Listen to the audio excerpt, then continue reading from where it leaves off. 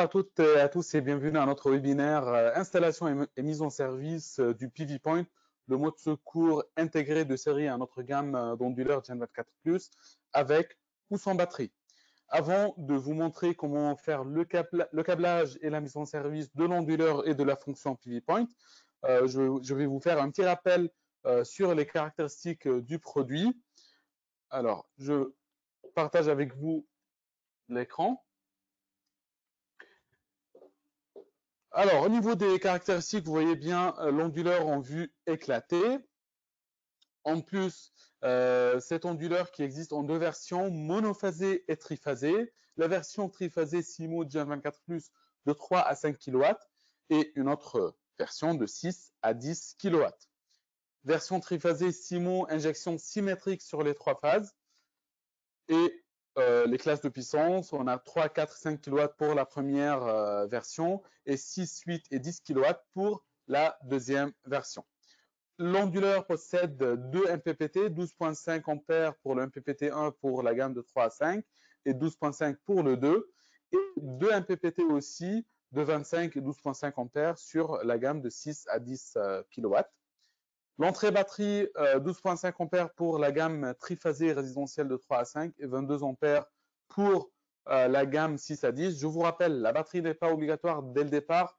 Vous pouvez l'ajouter ultérieurement. Voilà, vous pouvez fonctionner en mode connecté réseau et ensuite ajouter la batterie si votre client le souhaite. La plage de tension DC de l'onduleur de 3 à 5 kW, c'est 80 volts, 1000 volts.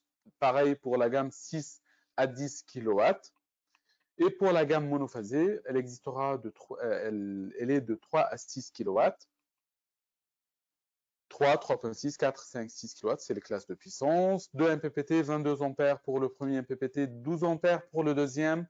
Les entrées de la batterie sont de 22 A. Et la plage de tension DC, c'est 65 volts, 600 volts. Faites attention, la longueur de chaîne n'est pas le même que celui pour la gamme Simo Gen 24 Plus. La classe de protection, c'est IP66. On peut le mettre à l'intérieur et à l'extérieur. Au niveau des modes secours, il existera deux modes secours pour cette gamme. Le mode secours full backup. Et là, dans ce cas, il faut avoir une batterie. Si vous n'avez pas de batterie, vous ne pouvez pas l'avoir. Si votre onduleur est en triphasé, dans ce cas, le mode secours sera en triphasé. Si votre onduleur est en mono, le mode secours sera en monophasé et il sera équivalent à la puissance nominale de la batterie, c'est-à-dire de l'onduleur. Pardon. Si votre onduleur monophasé, il fait 6000 watts, le mode secours que vous allez avoir, c'est 6000 watts maximum.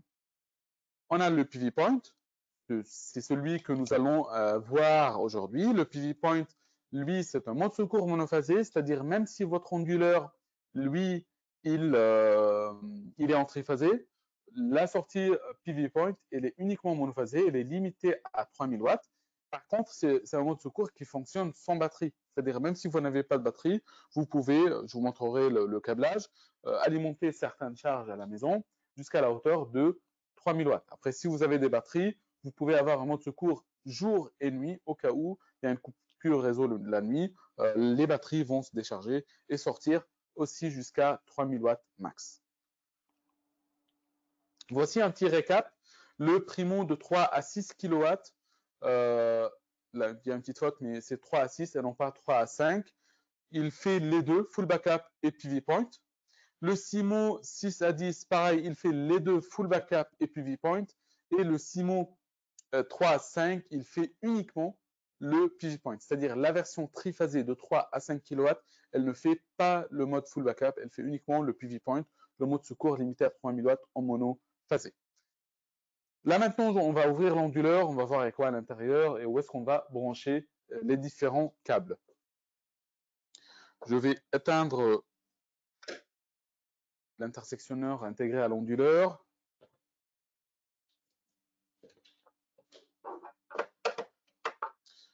C'est des vis quart de tour. Faites attention, si l'intersectionneur sur la façade de l'onduleur n'est pas sur la position 0, je ne vais pas pouvoir enlever ce capot.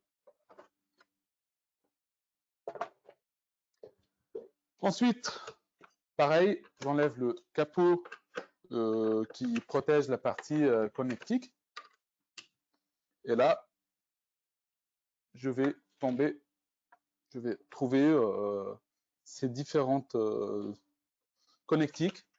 On va avoir côté DC, 2 MPPT plus batterie. Côté AC, la sortie connectée réseau et la sortie PV Point. Voilà, on voit bien cela sur les slides. Un petit rappel, si vous voyez les slides et la caméra en même temps, vous avez une petite flèche. Vous pouvez adapter les dimensions de chaque écran. Voilà, vous pouvez jongler entre l'écran, entre moi-même et les slides que je présente, et vous pouvez diviser par deux si vous voulez. Voilà, ici, c'est des connecteurs Wago. Je vais juste faire, je me rapproche de la caméra peut-être.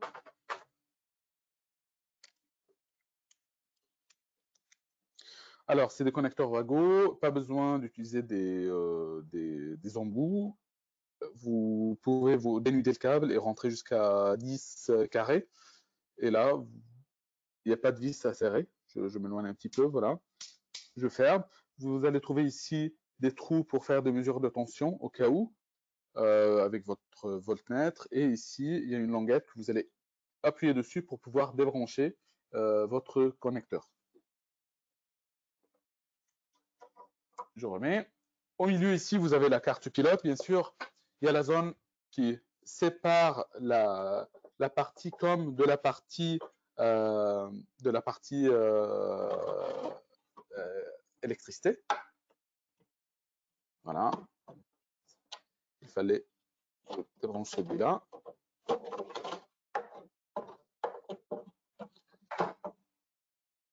Et là, je remets le câble Smart Meter qu'on verra juste après.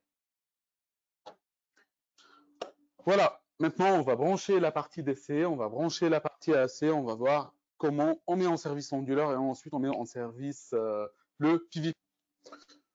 On prend le câble AC, monophasé, et on va considérer que voilà, c'est ma chaîne photovoltaïque, plus et moins. Je vais commencer par la partie DC.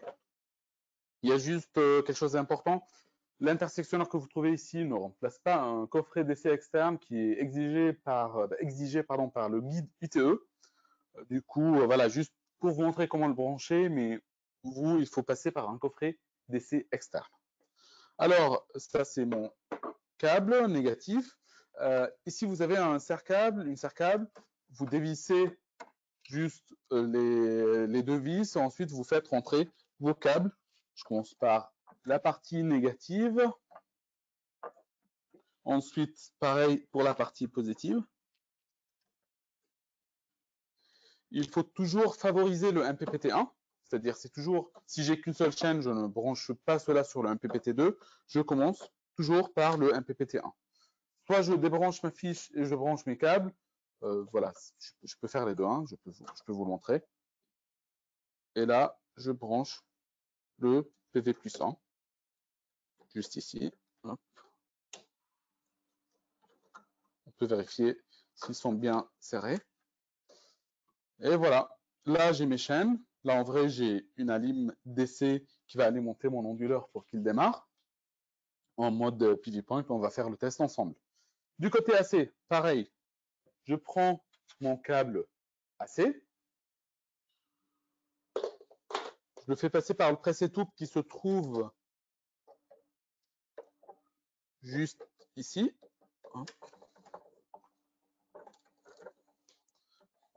Hein.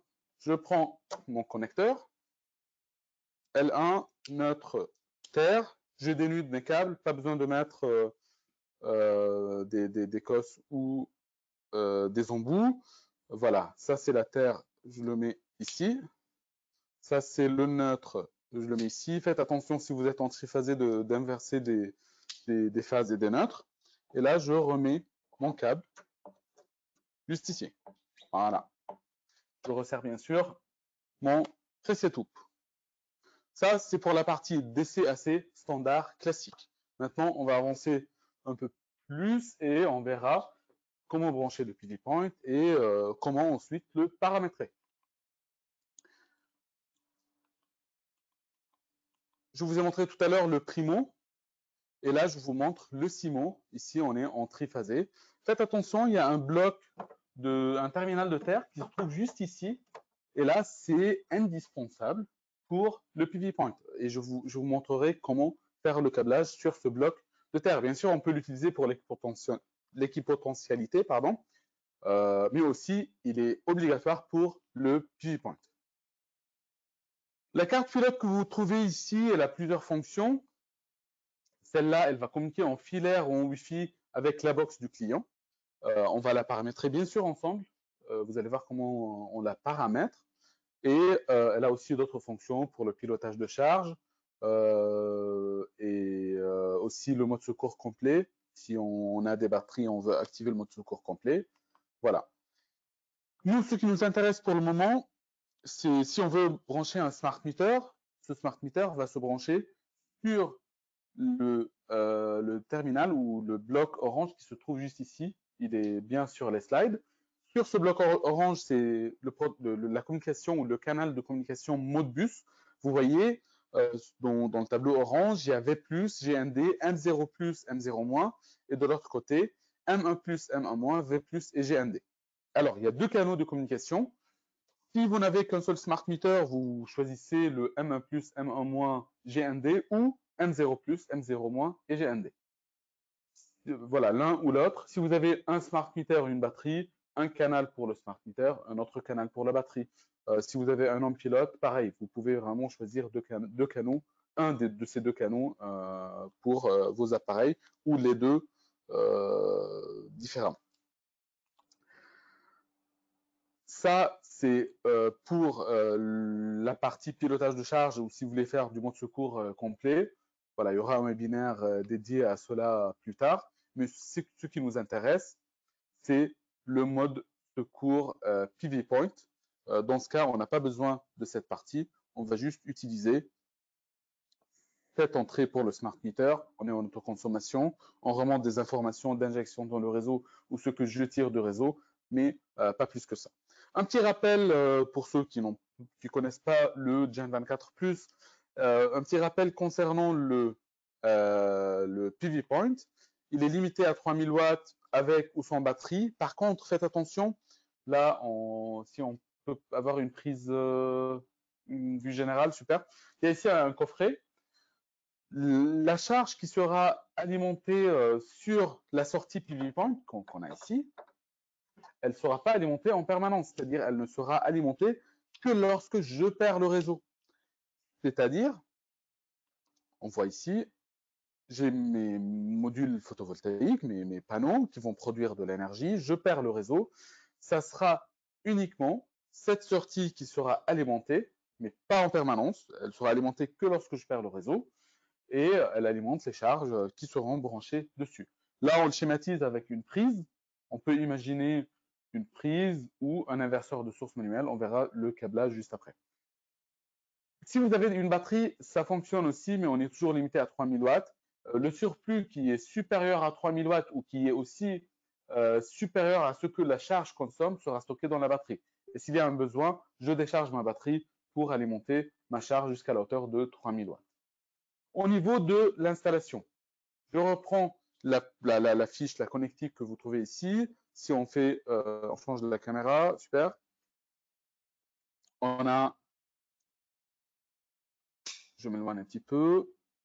Alors, il y a N', N' et L. C'est-à-dire, vous avez phase, N' et N'. On le voit aussi sur le slide. Quand on est en mode secours, il faut mettre le neutre à la terre. Il faut que l'onduleur devienne la source. Il faut qu'il mette le neutre à la terre. Et c'est lui qui va gérer ça. C'est-à-dire, on n'a pas besoin d'un coffret externe comme pour le mode secours complet. Là, c'est l'onduleur qui va gérer cela. Et pour le faire, je veux juste prendre le câble de terre. Voilà, un petit câble qui va faire la liaison, ce que vous voyez sur le slide là. Vous avez N', N' et L1. Vous allez mettre le premier N' sur le bloc terminal de terre qui se trouve dans l'onduleur. Et le deuxième N' et la phase seront connectés sur la prise ou l'inverseur de source, on en parlera juste après. Et bien sûr, il y a la terre qui va sortir aussi sur votre prise. Alors ici, j'ai le coffret. On va voir le câble monophasé. Alors ici, on va le faire passer via un press-et-toupe.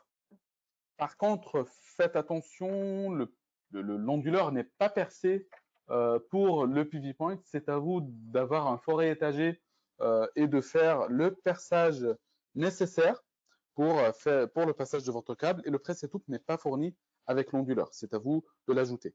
Après, c'est un perçage de... Vous avez plusieurs zones. Il y a 4 zones. Vous choisissez une de ces zones et M16 ou M20. Voilà, de M16 jusqu'à M20. Vous choisissez la taille qui vous convient. On fait passer nos câbles.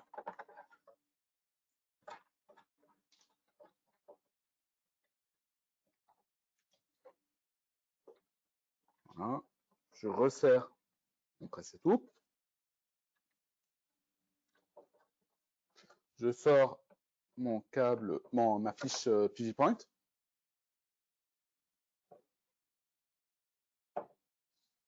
Voilà, c'est très simple. On prend le câble de terre, on fait comme on avait fait, pardon, c'est présenté dans le slide. On a le neutre. Le bloc terminal de terre, je le sors de son emplacement, c'est facile. Et ici, j'ai plusieurs dimensions. Hein. J'ai du 10 carré et de 16 carrés. J'ai 4 entrées 10 carrés et 2 entrées 16 carrés.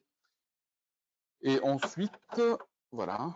Ici, phase neutre terre, c'est mon câble qui va partir vers le disjoncteur différentiel. Je vous montrerai cela juste après. Je peux le montrer de suite. Ce sera plus simple. Voilà. Ici, je prends la terre, je le branche sur mon bloc. Et ensuite, phase neutre qui se rend sur la connectique PV Point. Phase et neutre. Je remets le bloc de terre dans son emplacement.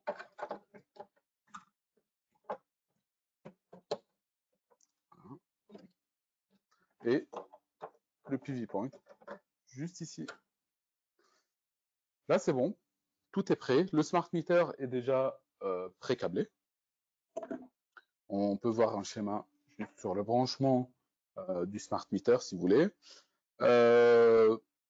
Ici, dans ce coffret, on peut avoir soit une prise, soit un inverseur de source.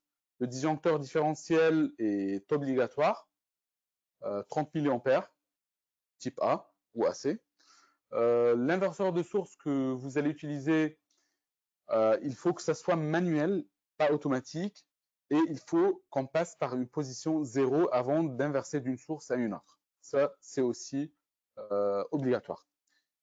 Vous pouvez aussi mettre une prise, comme ça le client, il peut, ça c'est vraiment la solution la moins chère, comme ça le client peut brancher sa multiprise pour alimenter son frigo, ou l'inverseur de source si vous voulez alimenter par exemple, faire un délestage dans votre tableau électrique, alimenter une zone de votre tableau électrique. Je vais refermer le capot et on va faire la mise en service de l'onduleur.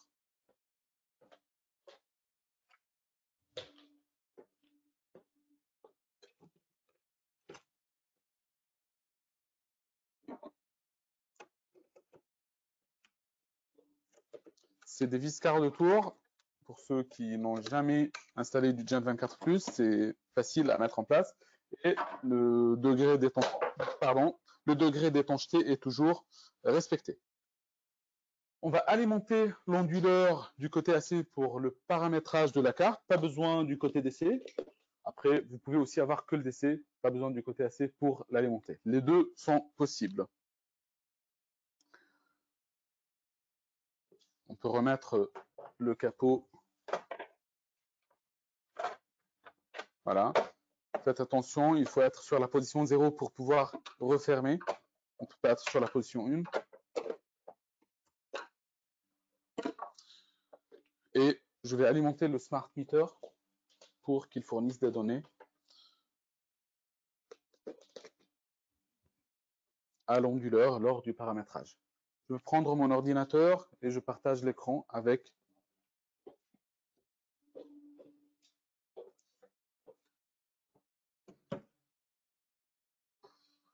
alors la mise en service de l'onduleur, et c'est lors de la procédure de la mise en service qu'on va activer le PV Point et on va voir comment ça fonctionne.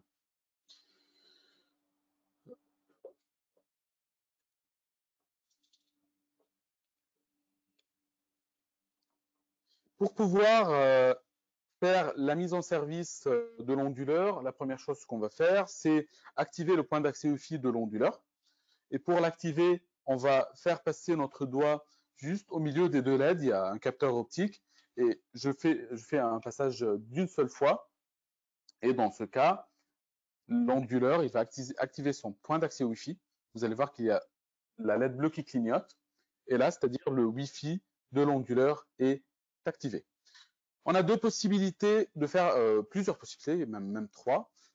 Soit on utilise une tablette, un téléphone mobile avec l'application Solar Start, soit j'utilise un ordinateur et je fais la communication soit en filaire, soit en Wi-Fi. Voici les deux possibilités, soit navigateur Internet, soit smartphone, une application Solar Start, mais il n'y a rien qui change au niveau de la procédure elle-même. Alors, la procédure, la mise en service se fait en trois étapes. On va tout d'abord connecter l'onduleur à la box du client. Ensuite, on va définir les produits, activer ou pas le mode secours, PV Point ou Full Backup, activer ou pas la batterie, et ensuite la connecter sur le portail gratuit Fronus SolarWeb. Si je fais une communication via un ordinateur, via un navigateur Internet, j'ai deux moyens de communiquer avec l'onduleur, soit en Wi-Fi, soit en filaire. Là, ce que je vais faire, c'est en Wi-Fi. Vous allez voir comment on le fait en Wi-Fi. Mais si vous êtes en filaire, c'est la même chose. C'est juste l'adresse IP d'appel qui va changer. Au lieu d'avoir 192.168, on va avoir 169.254. Et sur la carte de communication qui est intégrée à l'onduleur, il y a deux entrées LAN. Il y a LAN 1 et LAN 2. Faites attention, il faut utiliser uniquement l'entrée LAN 1 et la LAN 2 n'est pas encore active. Elle sera activée via des mises à jour pour d'autres fonctionnalités que vous allez découvrir au fur et à mesure de la durée de vie ou de la vie de cette nouvelle génération. Si, juste une petite parenthèse pour ceux qui ont Windows 10, à un moment, quand vous allez vous connecter sur l'onduleur, il va vous dire rentrer une clé à 8 chiffres. Vous allez cliquer que je veux rentrer une clé de sécurité, c'est juste en dessous, pour pouvoir rentrer le mot de passe de Wi-Fi. C'est-à-dire si vous essayez de rentrer directement les clés, la clé que le Windows 10 propose, ça ne sera pas la bonne. Il faut dire que je veux rentrer une clé de sécurité. Et le mot de passe que l'onduleur a de série, c'est 1, 2, 3, 4, 5, 6, 7, 8. On va le faire ensemble.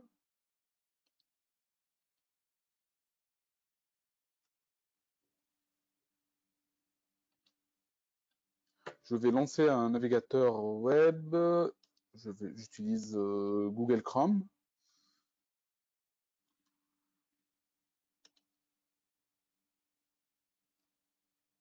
Voilà. Alors, l'adresse IP, c'est 192.168.250.181. Et avant de cliquer dessus, il faut se connecter en Wi-Fi sur l'onduleur. Là, je me connecte. Et une fois que je me connecte, je réappuie sur 192.168.250.181 et je vais tomber sur l'onduleur Fronus, sur la partie mise en service. Alors, ici, ce que vous avez vu tout à l'heure, il y a réseau, produit et SolarWeb. On va commencer toujours par réseau. Je clique dessus, il va me demander de créer un mot de passe. Le mot de passe qu'il me propose ici, c'est un mot de passe Customer. Il y a plusieurs niveaux, il y a Customer et Technicien. Je vous montre la différence entre les deux avant de le créer.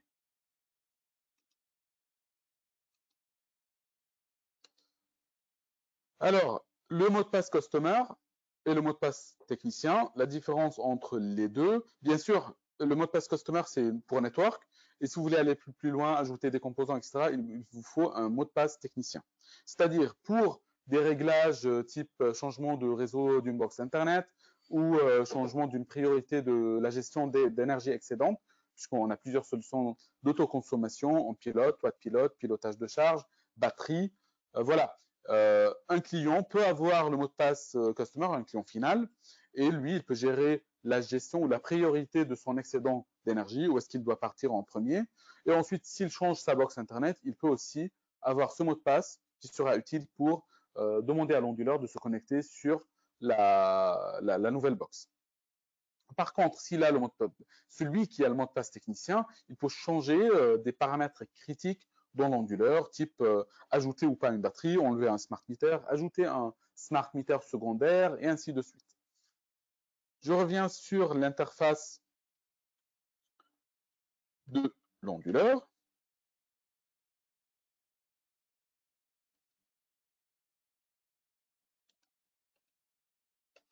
Pardon, voilà, on voit bien l'écran. Je rentre le mot de passe, et là, je rentre le nom de l'installation. Gen 24 Plus, voilà, PV Point. Europe, Paris.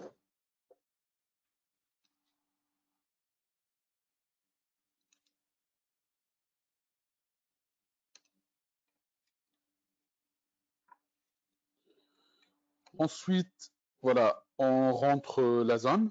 On est à Paris. Accepter les conditions d'utilisation. Et là, je choisis le réseau sur lequel je vais me connecter en filaire ou en Wi-Fi. Les deux premières, la première, c'est en filaire. La deuxième, c'est en Wi-Fi. Et la troisième, c'est que l'onduleur va générer un point d'accès permanent. Et comme ça, le client, s'il veut voir la vue en temps réel, il ne va pas avoir accès aux archives. Il peut se connecter sur ce point d'accès Wi-Fi. Vous pouvez le nommer ou l'appeler comme vous voulez et lui créer un mot de passe spécifique. Mais je ou nous, Fronus, nous ne recommandons pas trop cette manière. Vaut mieux le connecter sur le portail gratuit Fronus SolarWeb. Et comme ça, vous pouvez voir faire la mise à jour, la maintenance, la mise à jour des appareils, des différents appareils à distance, avoir un bilan énergétique détaillé, faire des simulations des différentes solutions d'autoconsommation et ainsi de suite. Là, on va se connecter en Wi-Fi. On va chercher un réseau, le réseau Fronus France. On va taper le mot de passe et on reste en automatique. Si vous êtes chez un client particulier, il n'y a pas besoin de se mettre en statique. Et là, on va se connecter sur le réseau, sur la box du client. On va attendre que la connexion soit bien établie. Là, c'est bon, c'est fait. Ici, vous voyez qu'il y a SolarWeb non connecté. C'est pas grave, ça prend 1 minute à peu près pour qu'il puisse communiquer avec notre serveur SolarWeb. Mais il n'y a rien qui vous empêche d'avancer. Là, vous cliquez sur continuer pour avancer. Là, le réseau, c'est bon. Il vous met comme quoi c'est bon. Produit, je vais créer un mot de passe technicien. Et là, il y a des choses qui ont été pré-remplies, comme Europe, Paris. La France, il a détecté que je suis à Paris, c'est-à-dire je suis en France. Et FRLV, c'est-à-dire France Low Voltage. C'est le réseau basse tension. Continuer. Là, je vais ajouter les différents composants qui se trouvent sur l'installation. C'est-à-dire, on va voir, l'onduleur, lui, qui peut fonctionner en couplage AC, c'est-à-dire sans avoir besoin de mettre des panneaux dessus. Là, dans ce cas, on va lui dire qu'il y a des panneaux sur cet onduleur, c'est-à-dire je vais ajouter un générateur photovoltaïque. Là, je vais dire que j'ai par exemple 3000 watts. Sur le PV2, j'ai rien branché. Si j'utilise une barre de jonction, par exemple, avec ou un courant, avec des chaînes avec un courant très important supérieur à ce que le MPPT1 peut supporter, je peux faire un pontage au niveau de l'onduleur ou un connecteur en Y et dispatcher ce courant sur les deux entrées, mais dans ce cas, je dois activer cet onglet PV1 plus PV2 pour élargir le courant admissible de mon MPPT. Je fais ajouter.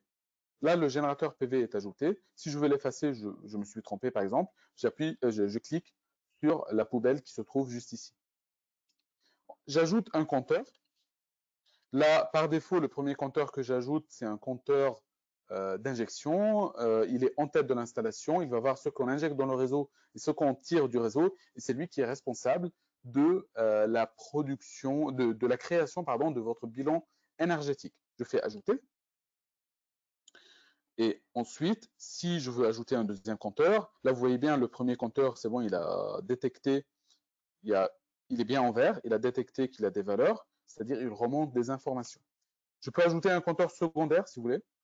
C'est possible, mais là, je ne l'ai pas, il va pas le détecter, mais voilà. On peut ajouter des compteurs secondaires pour faire des mesures, par exemple, au niveau de ma pompe à chaleur, combien elle consomme à l'année, et comme ça, je peux avoir une vue détaillée, une courbe journalière, la conso journalière, hebdomadaire, mensuelle, annuelle, ainsi de suite, et je peux faire en fait une valorisation de ce que je consomme sur l'année. Est-ce qu'elle doit être changée, elle consomme trop, etc.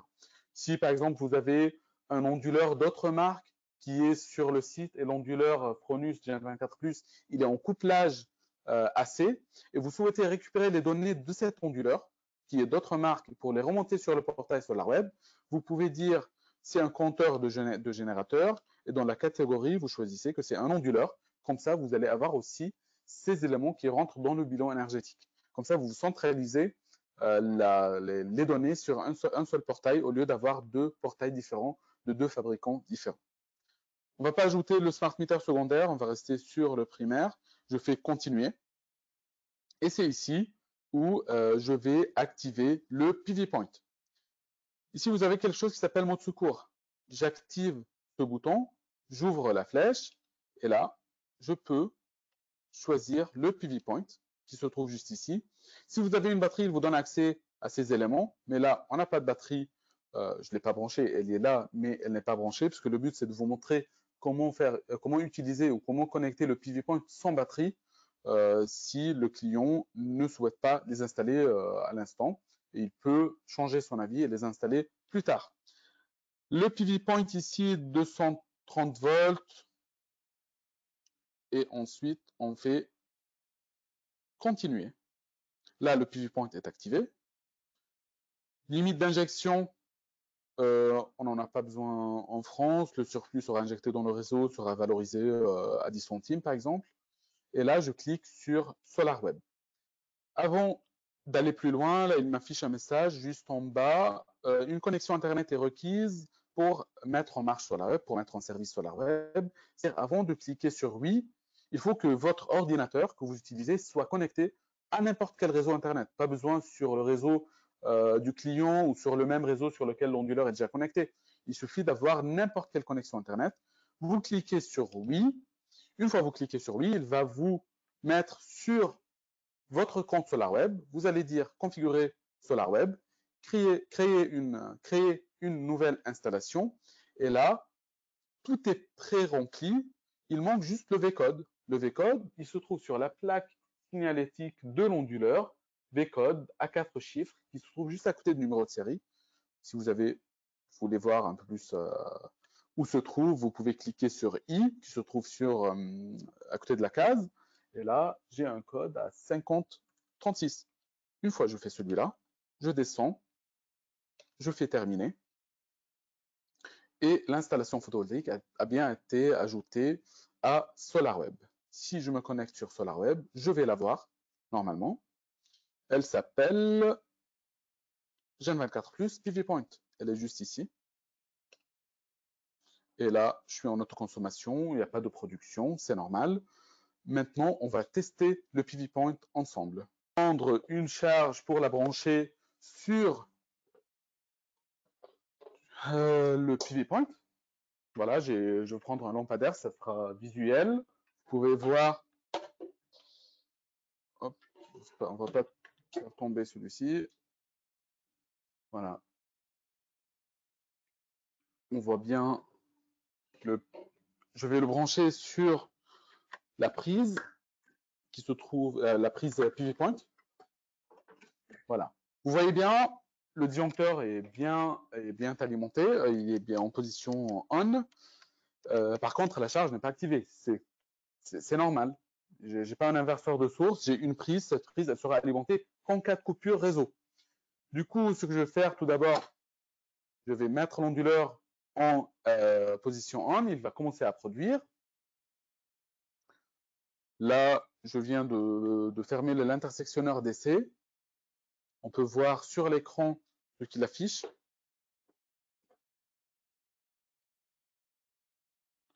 Ça prendra 2 minutes pour que l'onduleur se synchronise, cherche son meilleur point MPPT.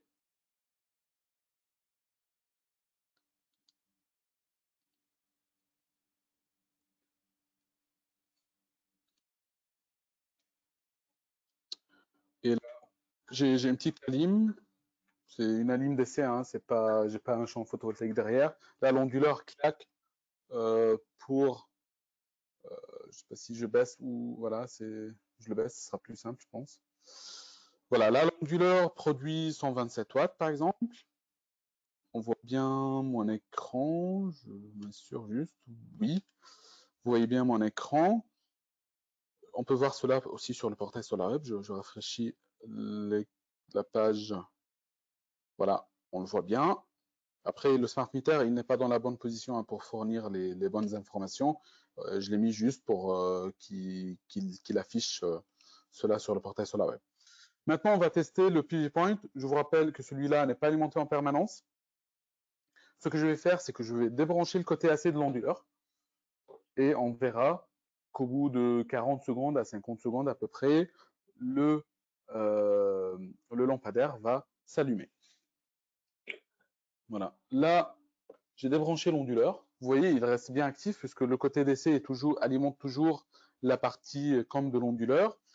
Et on va attendre à que le PV Point soit actif. On va mettre ici par terre.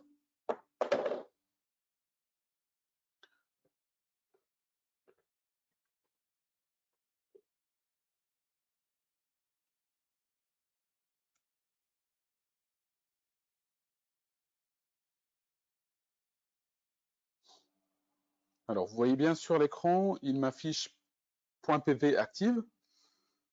Par contre, il faut attendre voilà, 40 à 60 secondes max pour que l'onduleur redémarre ou alimente cette charge.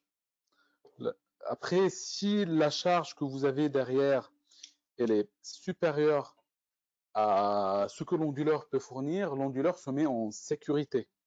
C'est-à-dire, il ne va pas endommager les charges que vous avez. Il va tout simplement retenter sa chance ultérieurement. Par défaut, il fait ça 3 fois. Là, on voit bien que l'ampoule s'allume. Je peux augmenter la charge. Voilà, vous voyez. Et si cette charge dépasse ce que l'onduleur peut produire du côté d'essai, il va se mettre en sécurité. Par défaut, il tente sa chance 3 fois.